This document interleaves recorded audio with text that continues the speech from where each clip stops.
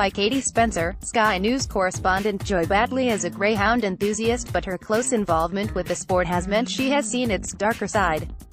She knows the breed well through racing her own at a track in Harlow, as well as managing Barley Kennels in Waltham Abbey, a rehoming centre for retired greyhounds. It has meant she has seen firsthand how quickly dogs can be discarded, with numerous owners often opting to put animals down rather than pay expensive veterinary bills when injuries occur. For a nation of dog lovers, we don't do very well, she says. She is adamant that those profiting the most need to face up to their responsibilities. Bookmakers, who benefit greatly from the sport, especially at the moment, are putting more pressure on the trainers to have more dogs, but those dogs have got to have somewhere to go when they finish racing. It is estimated there are 13,500 racing greyhounds in Britain. Data taken from UK racetracks, published for the first time by the Greyhound Board of Great Britain, shows how, in 2017, hundreds of dogs were injured and destroyed after racing.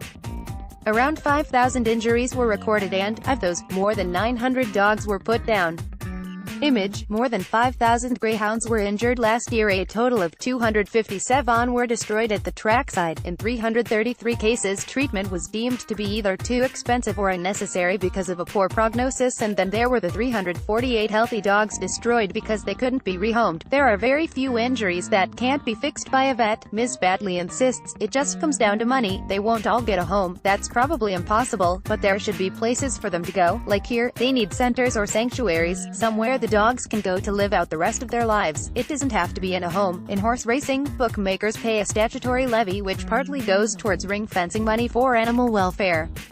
Part of the problem for greyhound racing is that its levy isn't compulsory.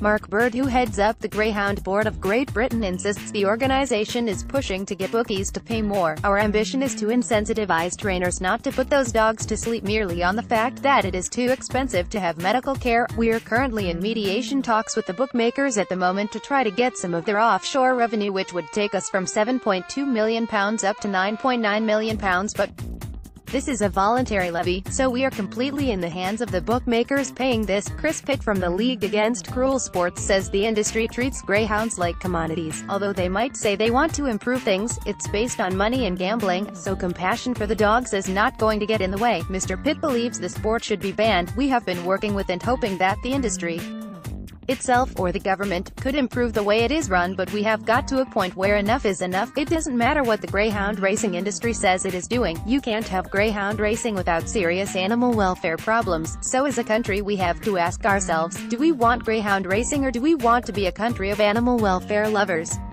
I think we're the latter.